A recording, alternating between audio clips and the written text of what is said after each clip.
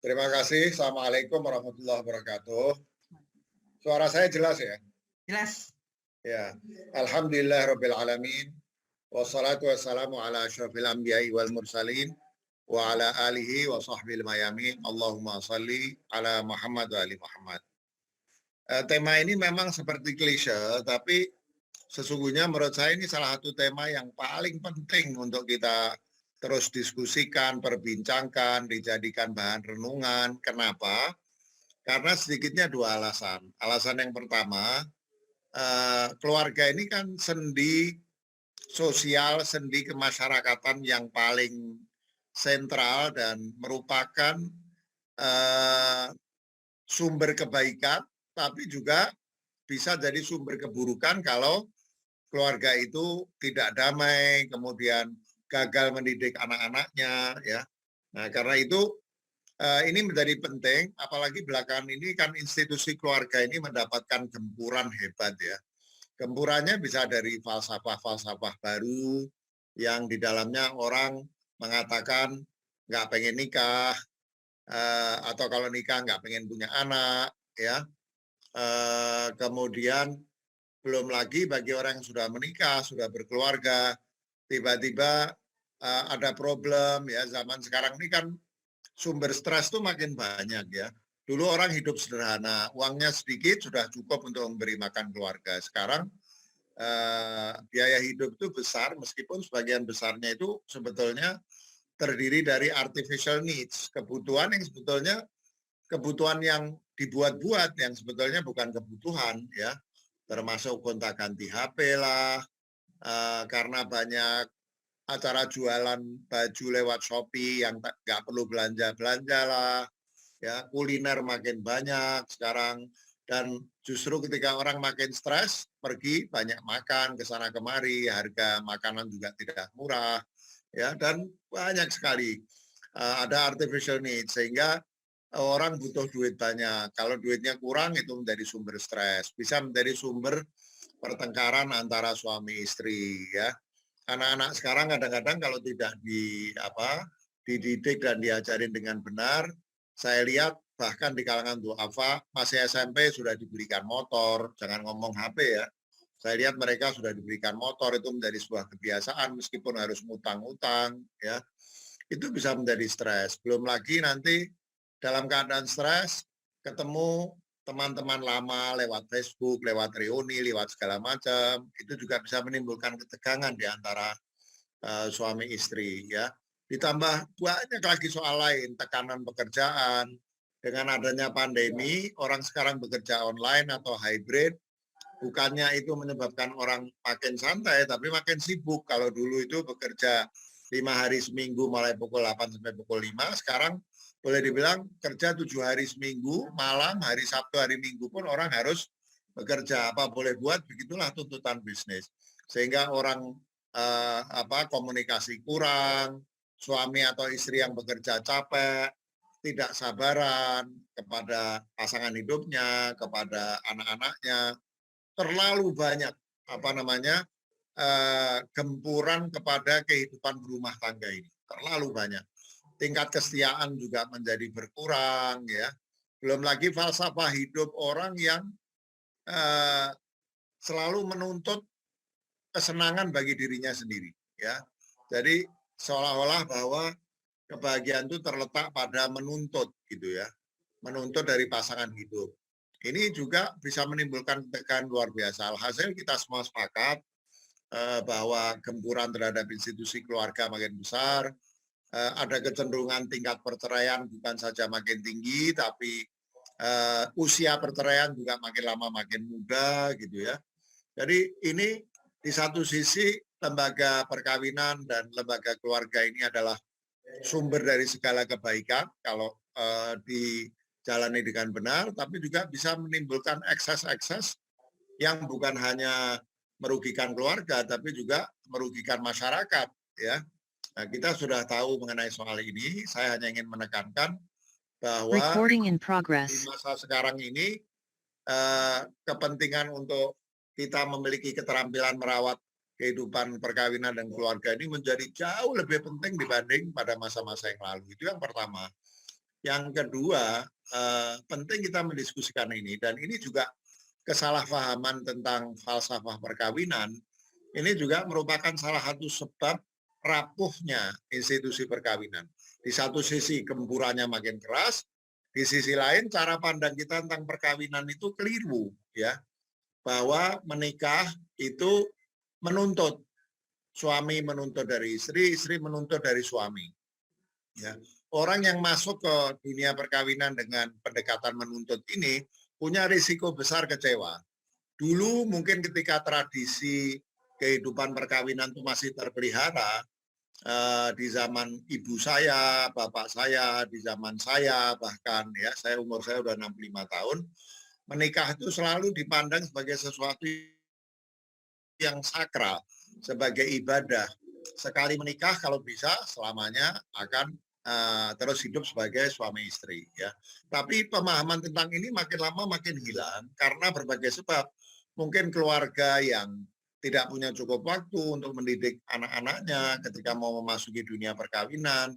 Mungkin juga benturan dengan falsafah perkawinan yang digambarkan secara idealistik di sinetron-sinetron, di drakor-drakor, di film-film Hollywood, ya, di novel-novel percintaan, itu lebih kuat pengaruhnya di kepala kita, sehingga kita disillusion ketika berada di dunia nyata, menikah, punya suami, kok lain sama di novel-novel itu, kok lain sama di drakor-drakor itu, kok lain sama di film-film percintaan Hollywood yang begitu romantis itu, ya. Nah, kita lupa bahwa itu semua mimpi, nggak ada apa cerita perkawinan seperti di roman-roman, novel-novel roman atau drakor-drakor itu, ya. Tentu tidak sedikit suami istri yang saling mencinta sampai tua, tapi apa namanya, perkawinan atau percintaan yang tanpa halangan, atau kalau ada halangan suami istrinya tetap setia, tidak terganggu, itu adalah suatu hal yang tidak realistis. Nah, apakah kita harus menerima kenyataan bahwa perkawinan itu tidak mengenakan? Tidak juga, ya. Saya akan sampaikan dalam 5 menit, supaya tidak makan waktu lebih dari 15 menit.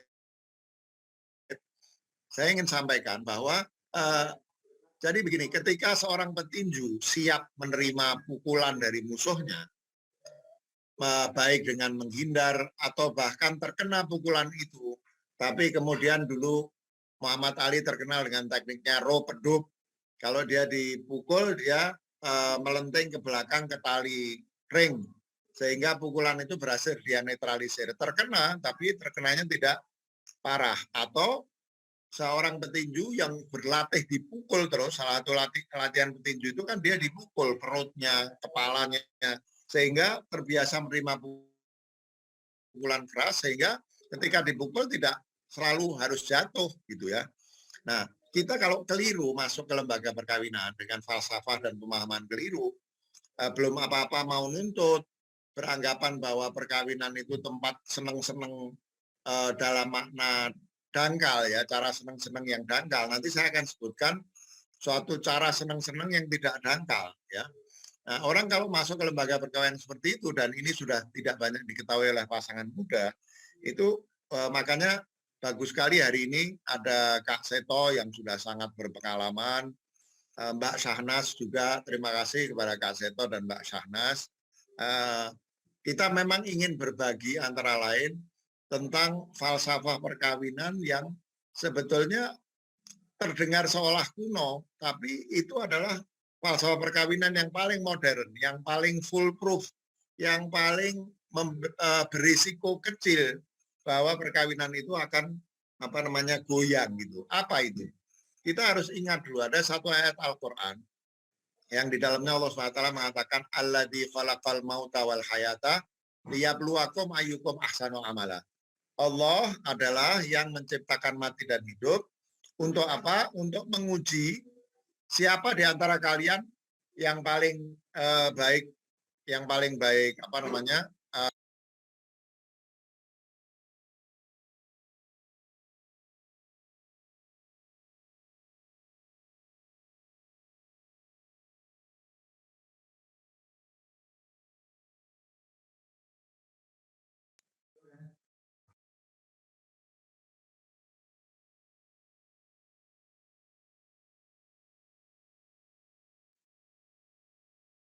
Ya, jadi dia Allah adalah yang menciptakan mati dan hidup untuk apa? Untuk menguji siapa di antara kalian yang paling sempurna uh, amal-amalnya, ya, yang paling sempurna amalnya. Sebagian ulama, sebagian sufi, ada seorang sufi besar namanya Ibn Arabi. Ini artinya kan begini, dialah Allah yang menciptakan mati dan hidup untuk menguji siapa yang paling sempurna amal-amalnya. Kata Ibn Arabi, ayat Al-Quran ini bisa diartikan salah satunya sebagai ayat yang terkait dengan perkawinan. Seolah-olah kata Ibn Arabi, ayat itu berarti begini, dia Allah yang menciptakan mati dan hidup untuk menguji siapa di antara kalian yang paling bagus amalnya di dalam kehidupan perkawinan. Suami kepada istri, istri kepada suami. Nah, kalau kita lihat ini, ihsan itu puncak spiritualitas. Agama itu adalah Islam, iman, ihsan.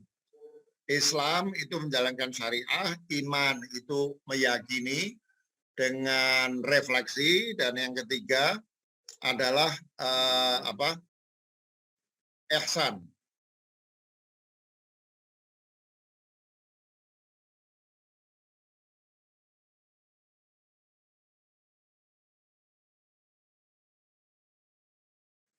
Nah, jadi kita lihat di sini dalam ayat Al-Quran ini bahwa perkawinan itu ujian. Itu yang harus kita pahami pertama. Ujian dari Allah. Begitu sakralnya perkawinan itu, sehingga Allah menyebut sebagai ujian. Allah ingin ngecek kamu itu amalnya sempurna atau enggak. Dicek dari cara kita menyikapi kehidupan perkawinan. Nah, ini nomor satu yang harus diketahui dulu, bahwa perkawinan itu ujian. Itu yang harus diketahui, ya. Nah, maka ketika kita masuk ke dalam perkawinan, ingatlah bahwa ini ujian dari Allah. Betul bahwa kita jatuh cinta, kita ingin menyatu dengan orang yang kita cintai, kita percaya bahwa kalau kita menyatu dengan orang yang kita cintai, hidup kita akan utuh. Itu tidak kemudian menjadi hilang. Tapi ingatlah bahwa itu bisa dicapai justru kalau sejak awal kita tahu dulu bahwa ini ujian. Ya, tahu bahwa ini ujian. Kalau kita tahu bahwa ini ujian, maka kita akan bersiap lebih baik. Seperti petinju tadi. Kalau kita datang cuma mau senang-senang dan nuntut, itu resikonya adalah kecewa besar. Tapi kalau kita datang dengan pemahaman bahwa ini ujian, kita akan mempersiapkan diri. Dan kalau mempersiapkan diri apa? Lulus, bahagia juga. Tapi kalau kita datang mau main-main, tiba-tiba ada ujian di depan mata kita, akibatnya apa? Kita gagal dalam ujian itu dan tidak mendapatkan kebahagiaan justru dari perkawinan itu. Ya, jadi nomor satu itu adalah kesadaran bahwa perkawinan ini ujian, perkawinan ini sakral, perkawinan ini dalam Al-Quran disebut mitsaqon ghalidho, perjanjian yang berat, yang di dalam Al-Quran hanya ada di 3 ayat. Dan 3 ayat itu terkait dengan misalnya amanah Allah kepada bumi untuk merawat, amanah Allah kepada manusia untuk merawat kehidupan, yang langit dan bumi menolak karena beratnya amanah itu. Perkawinan itu seberat itu, amanah dari Allah SWT.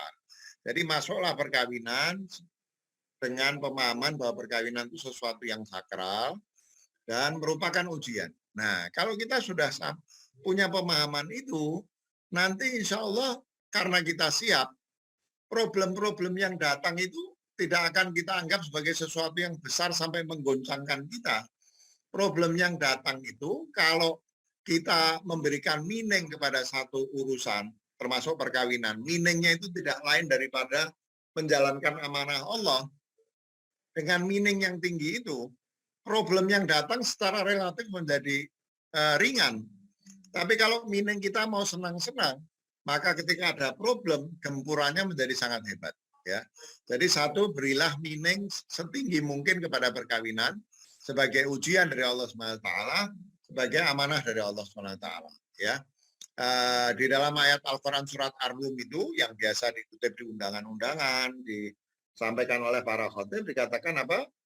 Allah Subhanahu wa taala itu menciptakan pasangan kita dari diri kita sendiri, ya, wa ja'ala bainakum, dan Allah kemudian di antara suami istri itu menciptakan, menjadikan mawaddatan warahmah, menjadikan mawadah dan rahmah. Dan di akhir ayat itu kan Allah SWT mengatakan, inilah tanda-tandanya Allah bagi orang berpikir. Ya, nah Allah ketika meminta kita memasuki lembaga perkawinan itu tidak dibiarkan begitu saja. Kita dikasih bekal mawadah dan rahmah. Ringkasnya apa bedanya mawadah dan rahmah? Cinta dan kasih sayang biasanya diterjemahkan.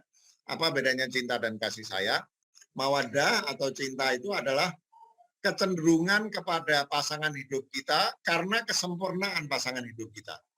Yaitu pasangan hidup kita masih muda, yang perempuan cantik, seksi, ya, kuat, yang perempuan gagah, ganteng, kuat, bisa melindungi, itu namanya mawadah.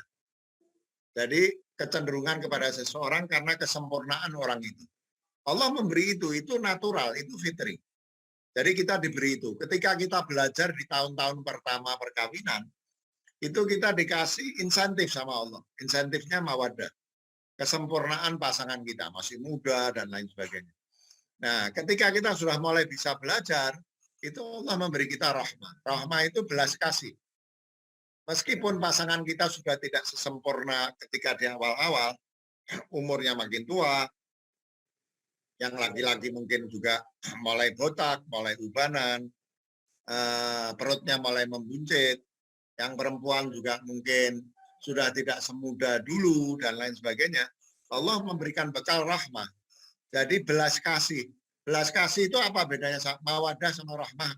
Kalau mawadah itu kecenderungan kepada pasangan hidup ketika masih muda dan saling menarik, maka rahmah itu adalah belas kasih yang lebih besar dari kecintaan ketika muda, ya, yang muncul karena rahmah. Rahmah, meskipun pasangan kita sudah tidak sempurna dulu, itu muncul rahmah. Sehingga pasangan hidup itu kalau masuknya betul, melihat ini sakral, jangan takut komitmen seumur hidup, atau takut bosan, atau malah bosan. Enggak. Kalau kita tahu bahwa sesungguhnya Allah sudah menciptakan rahmah, maka jangan takut bosan. Enggak akan pernah bosan sebetulnya perkawinan itu, meskipun masing-masing sudah menjadi lebih tua. Dan perkawinan ini kenapa disebut sebagai tujuan penciptaan mati dan hidup tadi ya. Allah menciptakan mati dan hidup untuk menguji amal-amal kita di dalam perkawinan. Kenapa sebegitu pentingnya perkawinan untuk menguji kehidupan? Ya, itu karena di dalam perkawinan lah kita harus belajar memiliki rahmah, memiliki belas kasih, mencinta tanpa menuntut. Kalau mawadah itu masih menuntut, pasangan hidup kita harus menarik, suaminya harus bisa melindungi, nafkahnya cukup, ya. Itu semua tentu baik. Tapi rahmah sudah tidak begitu. Rahmah itu sudah memberi. Kalau mawadah itu masih ada saling take and give. Kalau rahmah itu saling give. Nggak ada take lagi. Saling give.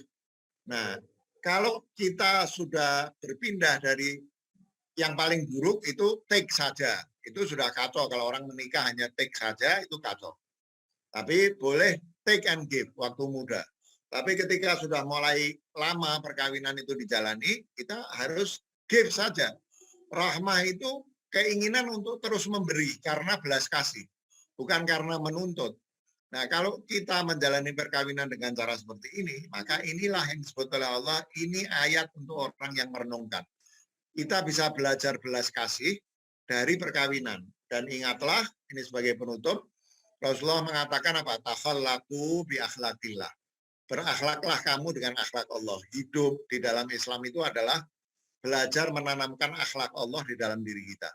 Nah, akhlak Allah yang paling utama itu apa? Rahmah. Semua asma Allah itu kalau digabung jadi satu itu menjadi Allah. Allah itu namanya Ismul Jami. Nama yang menggabungkan 99 nama Allah. Sifatnya Allah itu apa? Ar-Rahman, Ar-Rahim. Allah menyifati dirinya dengan dua kata yang akar katanya rahmah. Rahmah Rahmaniyah dan Rahmah Rahimiyah. Masing-masing punya makna khusus, tapi saya nggak akan menceritakan. Tapi kalau kita bisa menanamkan sifat rahmah, antara lain melalui ajang latihan di dalam kehidupan perkawinan, maka kita telah bisa menanamkan akhlak utama Allah yang mencakup semua akhlak yang baik. Inilah yang disebut sebagai ayatnya Allah SWT. Ya. Nah, ini falsafah perkawinan seperti ini yang perlu terus kita refresh, ya. Kita ingatkan diri kita ingatkan pasangan kita ingatkan saudara-saudara kita, kerabat kita, anak-anak kita, sehingga kita berharap kalau sebegitu kuat falsafah perkawinan kita, gempuran-gempuran ini meskipun mungkin akan menimbulkan problem, tidak sampai menggoyangkan perkawinan kita. Dan ini yang saya ingin sampaikan sebagai akhir kalimat saya, kalau kita sudah memiliki rahmah di dalam diri kita sehubungan dengan cara kita bersikap kepada pasangan hidup kita, nanti kita akan bahagia. Ya, menuntut itu risikonya kecewa. Menuntut itu risikonya kecewa karena kemungkinan besar tuntutan kita tidak terpenuhi. Tapi memberi itu tidak punya akibat kecuali kebahagiaan. Kebahagiaan tertinggi, meaning tertinggi bagi manusia yang fitrahnya adalah fitrah Allah, yaitu rahmah, adalah ketika dia memberi. Jadi meskipun kelihatan bahwa nikah ini di awalnya disebutkan oleh Allah sebagai ujian, tapi kalau kita mempersiapkan diri dan kita lulus, maka tidak ada hadiah yang lebih besar daripada kebahagiaan hidup yang kita peroleh dari perkawinan itu. Itu yang disebut sebagai underlying happiness. Kita seperti tanpa menghadapi ujian, tapi kita mendapatkan kebahagiaan dari keinginan dorongan rahmah untuk terus memberi. Itu yang disebut underlying happiness. Underlying happiness itu artinya kebahagiaan yang akan lestari meskipun digempur dari sana-sini. Dia merupakan fondamen yang kuat, fondamen kehidupan kita, sehingga gempuran seperti apapun tidak menggoyahkan kebahagiaan dalam kehidupan perkawinan kita. Saya kira itu, Mbak Vida, yang saya sampaikan. Mohon maaf, buru-buru, ini pun sudah 20 menit ternyata, tidak 15 menit. Mohon maaf kepada Kak Seto dan Mbak Sahna, sekali lagi terima kasih.